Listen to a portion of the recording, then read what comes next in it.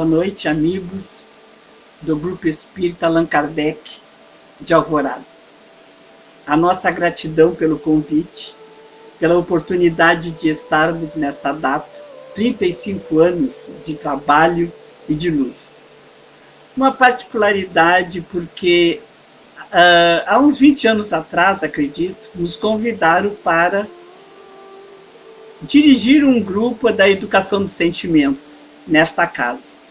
E desde então, nós íamos semanalmente, naquela época, realizar uma oficina sobre esse tema.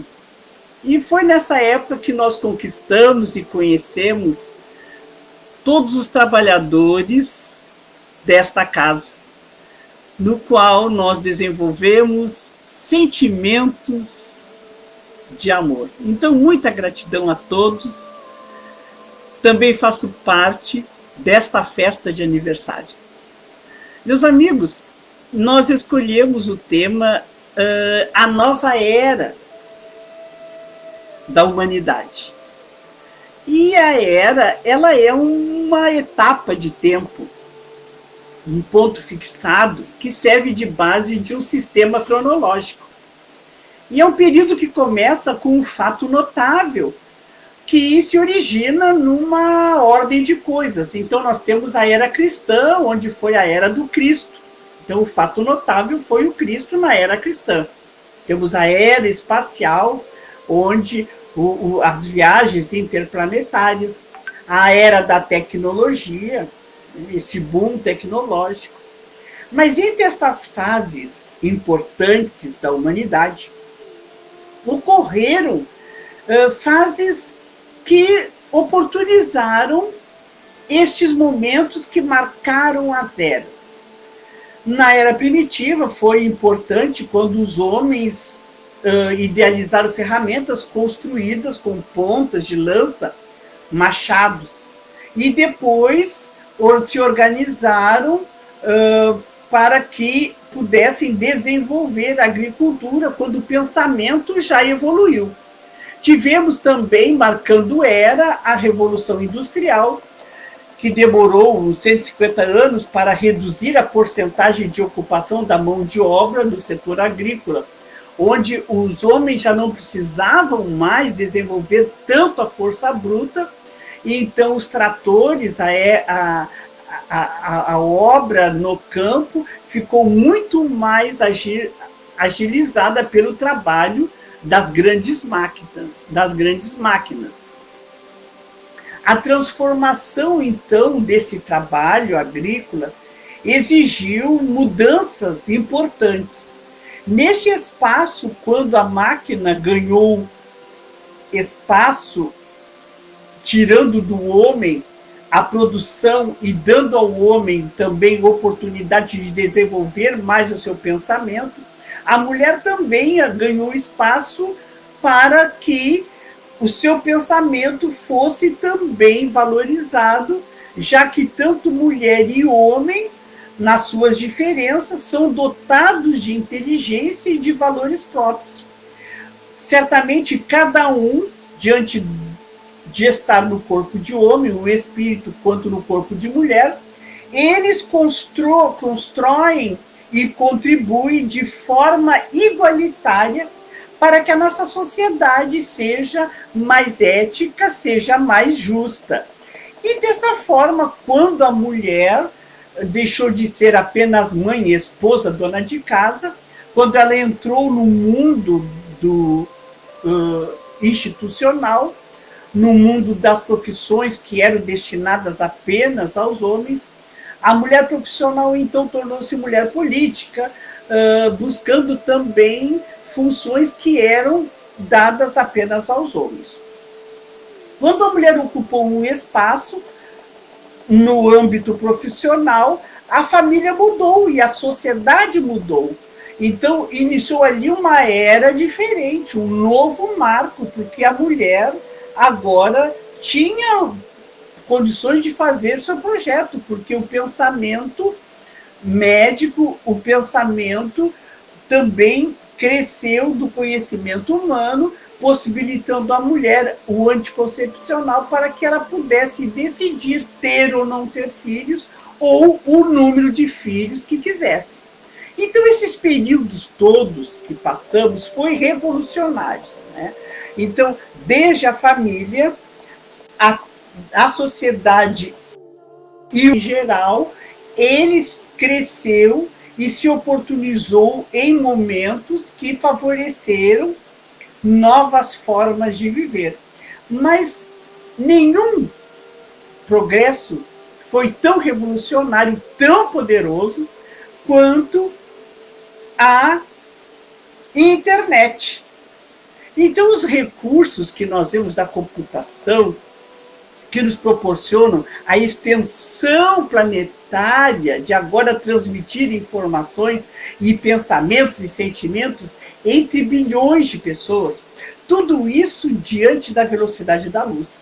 Nós estamos conectados com as grandes redes e de dados de alcance mundial, onde as pessoas, por meio de mensagens de texto, através das redes sociais, através de jogos, permite essa interação com vários homens, favorecendo então uma comunicação digital, uma mudança revolucionária, acelerando um tsunami de transformações, exigindo modificações significativas nas variadas ordens, atividades das artes, das ciências, formando novas realidades sociais e familiares.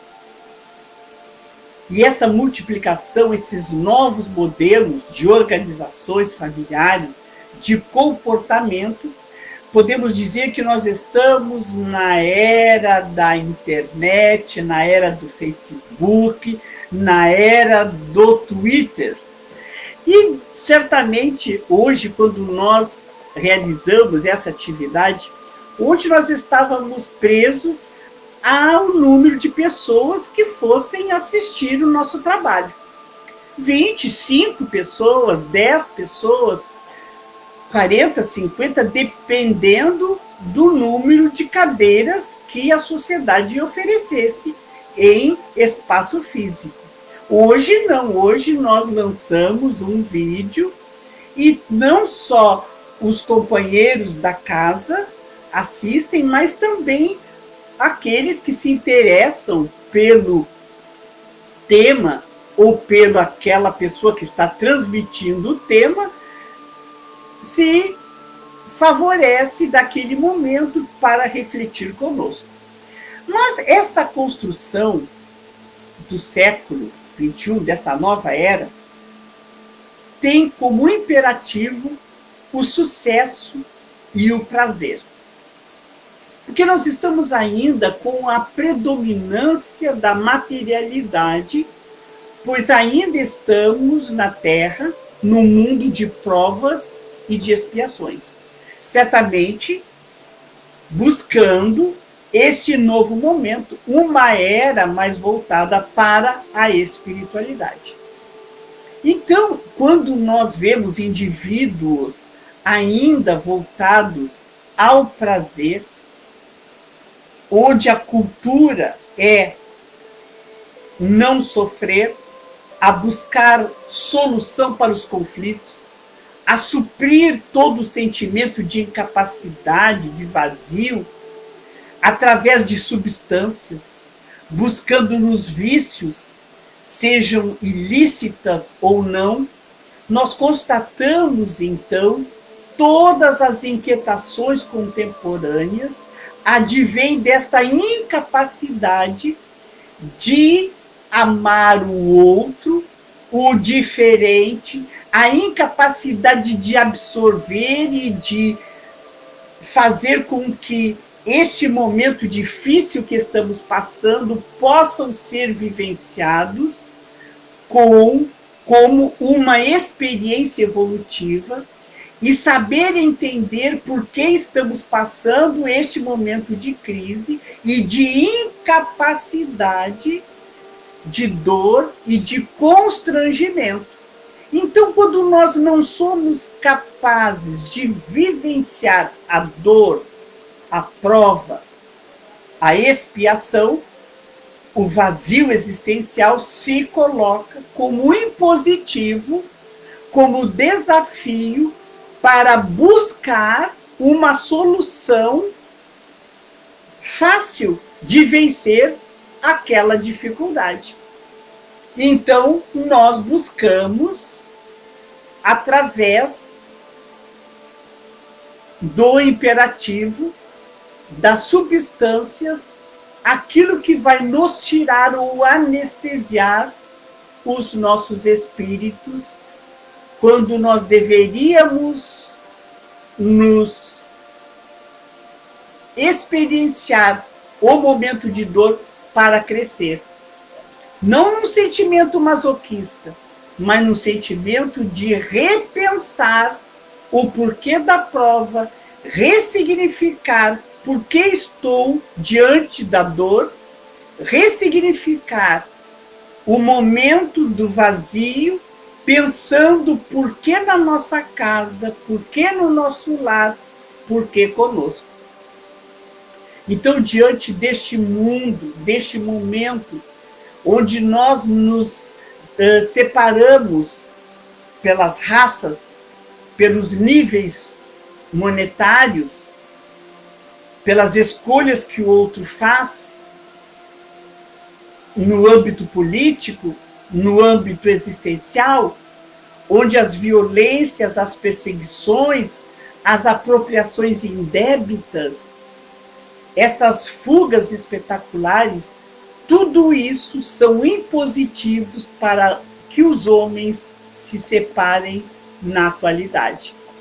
Então, o processo de pensar o que está favorecendo, o que está dando diagnóstico, o que está fazendo com que o homem denomine esta era como aquele favorecimento maior da era do século XXI. Então, diante deste longo tempo que o homem criou mecanismos simplificadores de escape da realidade, então o homem, na imaturidade, quer sair do momento, quer alterar a forma que ele mesmo buscou para a sua realidade existencial. Então chegamos aqui, não nos conformamos e ainda queremos uma fuga para a nossa prova necessária. Então, nós queremos alterar a consciência, fugir do imperativo, do desafio que a vida nos oferece, que caracteriza, sim, a nossa experiência evolutiva. Porque se nós estamos passando por esse processo evolutivo, certamente existe ali uma necessidade de vivenciarmos aquele momento, aquela dor, aquele desafio, para nos apropriar de instrumentos para crescer. Na Gênese, no capítulo 5, nos Sinais do Tempo, diz assim: a humanidade tem realizado até o presente incontáveis progressos. Foi o que nós conversamos até agora. Falamos de todo o progresso, de todas as eras do progresso que o homem alcançou, com a sua inteligência. Mas resta-lhes ainda um imenso progresso a realizar, diz na Gênese, a fazer que entre si, quer dizer, entre nós, entre os homens, reinem a caridade, a fraternidade e a solidariedade. A caridade. O que é a caridade? A benevolência, a indulgência e o perdão das ofensas. O que é fraternidade? É nos olharmos como irmãos. Irmãos em fraternidade. O que é solidariedade? É ser solidário à dor do outro.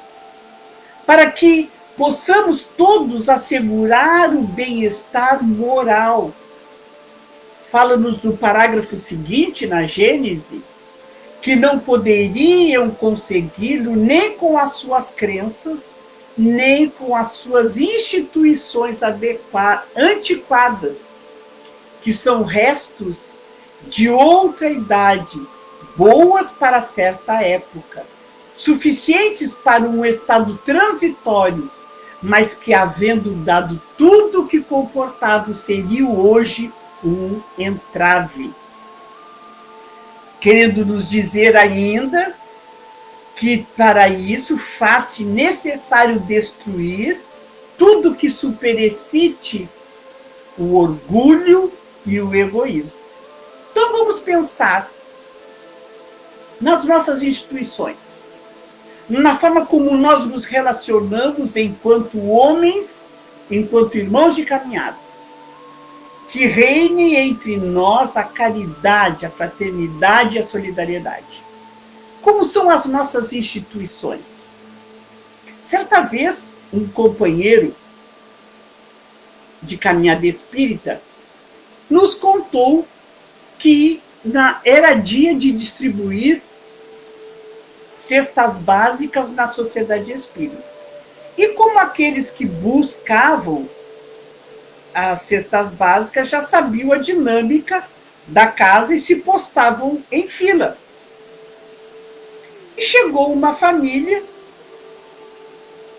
que nunca tinha ido na casa e perguntou para uma trabalhadora que estava muito atarefada. E muito atarefada respondeu também rapidamente. Faz a pergunta, mas aquela companheira disse: por favor, a senhora fique ali na fila e espere a sua vez. E aquela família então se posicionou naquela grande fila. Quando chegou a sua vez de ser atendida, a senhora que estava na mesa, anotando os nomes, perguntou para esta família que chegou qual é o seu nome, para identificar na lista que ela tinha e lhe oferecer a cesta básica. E a senhora que tinha pedido a informação e não tinha recebido a resposta adequada, disse assim: minha senhora, eu vim aqui para perguntar qual é o dia de atividade, qual é o dia que a casa estuda, porque nós somos espíritas e estamos morando aqui no bairro e gostaríamos de participar das atividades da casa. Mas uma senhora nos mandou que ficássemos aqui. A atendente da fila olhou a família e viu que aquela família não trazia vestes de um poder aquisitivo que o bairro estava acostumado. E a companheira logo presumiu que a outra havia presumido que pelas vestes aquela família era de pessoas carentes que buscavam a cesta básica. O que faltou? Caridade? Benevolência? Indulgência?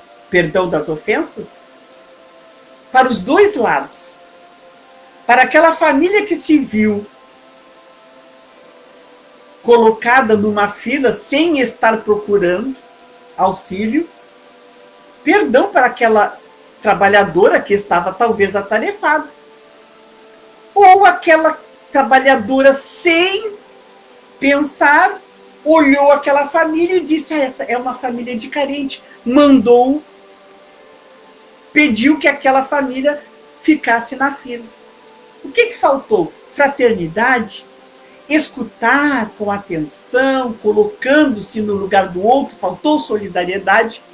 Não sabemos, porque não podemos julgar quem quer que seja, porque aí também nós estaremos faltando com a caridade, com a fraternidade, com a solidariedade. Mas isto serve de exemplo para que nós possamos, na nossa casa, atender com caridade, com fraternidade, com solidariedade. Esses dias eu recebi um texto que dizia que nós precisamos saber receber com humildade e saber dar sem arrogância. Que nós precisamos desenvolver as duas artes, o saber dar e o saber receber. Ainda recebemos uma outra história que serve para exemplo de uma outra instituição. Um padre ia se apresentar numa nova paróquia. E ele, para conhecer aqueles que iam à missa, se vestiu de mendigo e ficou na frente da igreja. E ali, cumprimentando os fiéis, estendendo a mão, pedindo uma caridade, cumprimentando, estendendo a mão, observou que ele era olhado com desdém, que ninguém lhe estendeu a mão, que poucos lhe deram uma moeda. E ele ficou a observar quem eram os fiéis que ele iria evangelizar, que estariam sob a sua responsabilidade. Quando ele entrou na igreja, quando todos entraram, ele entrou na igreja. Aí veio um senhor correndo e disse, não, o senhor não pode entrar, o senhor fique aqui, por favor. Deu o último banco para sentar da cadeira, porque ele não poderia sentar com aquelas roupas no meio do público que estava bem vestido e bem arrumado. E ele ficou observando. Lá no momento que o responsável pela solenidade disse, nós hoje vamos receber um novo padre, que vai agora evangelizar aos domingos, que vai fazer os batizados. Ele deve estar aqui, por favor, apresente-se. E o povo começou a bater palmas. E quem se levanta? Aquele mendigo, que era o padre, que se vestiu para conhecer os seus fiéis. Todos pararam de bater palmas na mesma hora, quando viram quem era o padre. Olha que excelente avaliação para que os seus sermãos de domingo não soassem vazios e não fossem pérolas jogadas aos porcos. Meus amigos, precisamos pensar nas nossas instituições enquanto habitantes do planeta Terra. De que forma nós estamos vivenciando os ensinamentos de Jesus? Porque a Terra vai passar deste mundo de provas e expiações para um mundo de regeneração. Nós estamos, sim, na nova era da história da humanidade. E nesta era, nós precisamos ressignificar as nossas vidas, nos conhecer, ver a nossa realidade sem fugir, buscando a verdade, saindo da ilusão, daquilo que nós pensamos que somos, porque já conhecemos a doutrina, já estudamos, já estamos na casa espírita há 20, 30, 40, 50, desde que nascemos. E achamos que já somos capazes de vivenciar essa nova era da humanidade, que é a era do Espírito, é a era da regeneração. Jesus deixou 2 importantes mandamentos: amarás o Senhor teu Deus de todo o teu coração, de toda a tua alma, de todo o teu entendimento, e amarás o teu próximo como a ti mesmo. Portanto, se nós estamos nessa nova era da história da humanidade, que é a era do Espírito, é a era que as religiões entendem a imortalidade da alma, é o período da humanidade onde a nossa temporalidade ficou e nos uniu enquanto homens do planeta, porque diante de uma pandemia, todos nós vimos que estamos sujeitos a desencarnar e a contrair um vírus que pode nos levar à doença. Uns desencarnam e outros não, diante da lei de causa e de efeito.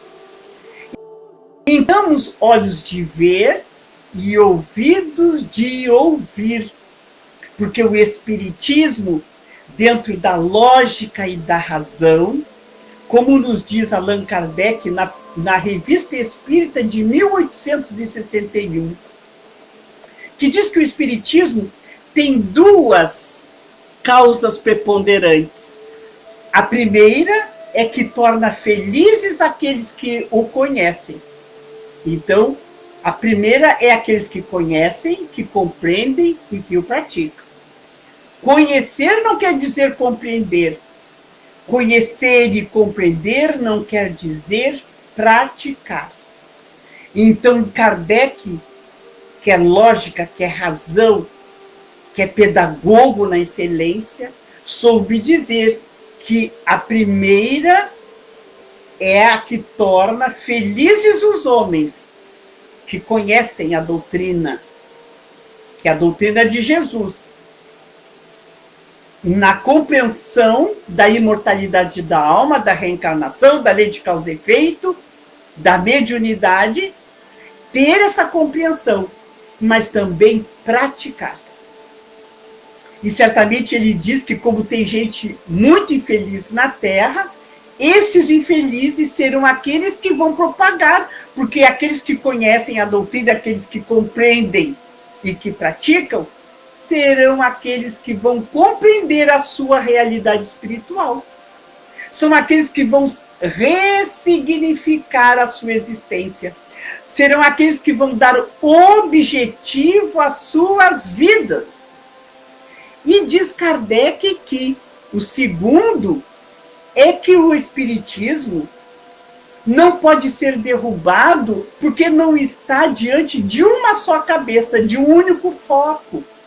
Ele está em toda parte porque foram os espíritos que trouxeram e os médiuns estão em toda parte e eles podem se comunicar em qualquer lugar. Porque diz que os vossos filhos, as vossas filhas, profetizarão e terão visões. Então a felicidade é esse objetivo que todos nós buscamos. E o Espiritismo dá essa felicidade de compreensão, dá esse entendimento, que não é a conquista de vitórias, de bens materiais, de curas milagrosas, mas sim mostra ao homem a origem de onde nós viemos, que a nossa vida é a vida espiritual e que nós estamos aqui por uma missão, por uma prova, por uma expiação, mas que o nosso destino é a espiritualidade e que esta vida nada mais é do que uma possibilidade de sair daqui melhores e mais felizes.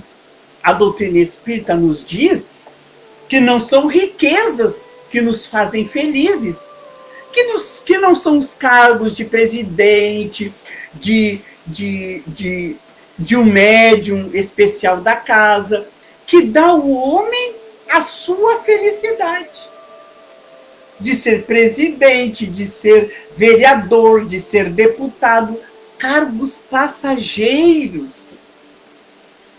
Mas que o porquê da destinação do homem de estar nos cargos com responsabilidade, com dever, dão a ele as condições de auxiliar o outro, de ser fraterno, de serem caridosos, de praticarem a caridade. Isso é o que nos nivela nesta era da humanidade. Nos encaminhando para o fim da nossa reflexão, nós vamos trazer um poema de Maria Dolores, do livro Poetas Redividos, do médium Francisco Cândido Xavier, que diz assim: Agradeço, Senhor, quando me dizes não. As súplicas indébitas que faço através da oração. Muitas daquelas dádivas que peço, a estima, a concessão, a posse e o prazer, em meu caso, fossem espinhos na senda que me deste a percorrer. De outras vezes, eu imploro-te favores, entre a lamentação, eu choro, eu faço barulho, mero capricho, simples algazarra, que me escapam do orgulho. Existem privilégios que desejo, reclamando-te o sim, que se me favorecessem ou me florescessem na existência, seriam desvantagens contra mim. Em muitas circunstâncias, eu rogo afeto, sem achar companhia em qualquer parte. E quando me dás a solidão por guia, que me inspire a buscar-te. Ensina-me que estou no lugar certo, que a ninguém me ligaste de improviso, e que desfruto agora o melhor tempo, a melhor era de melhorar-me em tudo que eu preciso. Não me escutes as exigências loucas, faz-me perceber que alcançarei além do necessário se eu cumprir o meu dever. Agradeço, meu Deus, quando me dizes não com o teu amor. E sempre que eu te rogue aquilo que eu não deva, não me atendas, Senhor. Que prece de um espírito que sabe por que está aqui, que entende a lei de causa e de efeito, que sabe que é um espírito imortal, que sabe que tudo lhe acontece é para o seu bem. E quando as coisas não saem como se deseja, ela diz: Deus, não me atendas. Me digas não com o teu amor. Maria Dolores nos ensina que estes são os dias dos nossos desafios, grandes desafios. E Bezerra de Menezes nos diz que esses dias desta era, destes momentos pandêmicos, onde todos os dias desencarnam um amigo, um conhecido, um irmão de caminhada, nós tenhamos a certeza que são os teus desígnios e que tenhamos fé, paciência e compreensão diante das tuas leis. Bezerra nos diz que é necessário que as criaturas humanas, todos nós, nos abramos ao Evangelho restaurados e nos permitamos ser os instrumentos de condutor de vidas, que sejamos o exemplo de fé, de paciência, de coragem, de compreensão, para que possamos aplainar os caminhos que a sua misericórdia vem percorrer. Bezerra de Menezes ainda nos diz no último parágrafo: para nós espíritas, nesta nova etapa, nessa nova era, assumistes um compromisso antes do berço, firmastes no além-túmulo um documento de responsabilidade para proclamar o reino de Deus na terra no momento das grandes aflições. É um momento de grandes aflições. Que possamos nós fazer a diferença. Cumprir com o nosso dever, aceitando os desígnios de Deus, nosso Pai, de Jesus, nosso amigo. E diante deste aniversário, que esta casa, neste momento, está festejando, que possamos refletir neste compromisso que firmamos, para que juntos possamos ressignificar a nossa vida. Porque certamente